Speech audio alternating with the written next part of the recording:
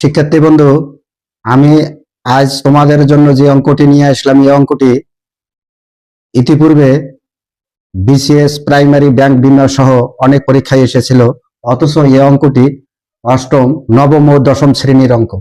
অঙ্কটি হলো 30 ফুট লম্বা একটি বাঁশ এমন ভাবে দুভাগ করা হলো যেন ছোট অংশ সম্পূর্ণ বাঁশটির 5 ভাগের 2 অংশ হয়।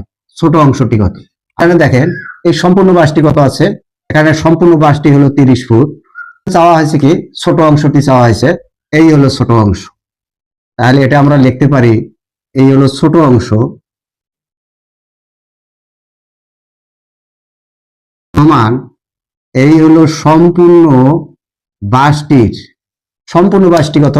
সম্পূর্ণ বাঁশটি হলো 30। এখানে এর যুক্ত করা আছে, র যুক্ত করা আছে, তার মানে হলো এর মানে হলো গুণন, তারে কত? 5 ভাগের 2 ভাগ। তাহলে আমরা যদি কাটাকাটি করি, 5 6 কত? 30, 6, তাহলে হলো 6 দুগুণ কত? 12। তাহলে ছোট অংশটি হলো 12 ফুট। আশা করি আপনারা বুঝতে পারছেন। এই অঙ্কটি এখন আমরা অন্য নিয়মে করব। এখানে দেখেন ছোট অংশ সম্পূর্ণ বাঁশের 5 ভাগের 2। এখানে দুটো অংশ আছে, এটা একটা হলো ছোট অংশ, আর একটি আছে হলো কত? সম্পূর্ণ বাঁশ। এই সম্পূর্ণ বাঁশের সাথে কি আছে? র যুক্ত আছে।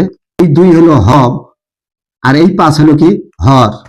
এখানে হরের সাথেও র যুক্ত আছে, তার মানে এখানেও র যুক্ত আছে, তার মানে হলো সম্পূর্ণ বাঁশটি হলো 5। ছোট অংশটি হলো কত? ছোট অংশটি হলো 2। এখানে আমরা এক্স ধরিও করতে পারি।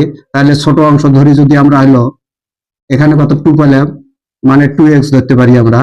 সম্পূর্ণ বাঁশটি কত? সম্পূর্ণ বাঁশটি আমরা 5x ধরতে পারি। এখানে বলছে কি সম্পূর্ণ বাঁশটি হলো 30 ফুট লম্বা, এই সম্পূর্ণ বাঁশটি হলো 30 ফুট লম্বা। তাহলে এই 5x সমান হলো 30। অতএব x সমান কত? এ হলো 30 ভাগ হলো কত? 5, 5 6 কত? 30। তাহলে x এর মান পাইলে আমরা কত? 6। তাহলে এখানে ছোট অংশ যেহেতু বলা আছে, এখানে ছোট অংশ কত? তাহলে ছোট অংশ কত আছে? 2x আছে, তার মানে হলো কত? 2 গুণন হলো এই হলো 6, তার মানে পেলাম কত আমরা? 6 দুগুণ হলো 12 ফুট। আশা করি আপনারা বুঝতে পারছেন। এইভাবে নিয়মে নিয়মে কৌশলে কৌশলে অঙ্ক শিখি, আর্ট অ্যান্ড ম্যাথের সাথে থাকি। ভয় নয় করি জয়, আর্ট অ্যান্ড ম্যাথ তাই কয়। সবাইকে ধন্যবাদ।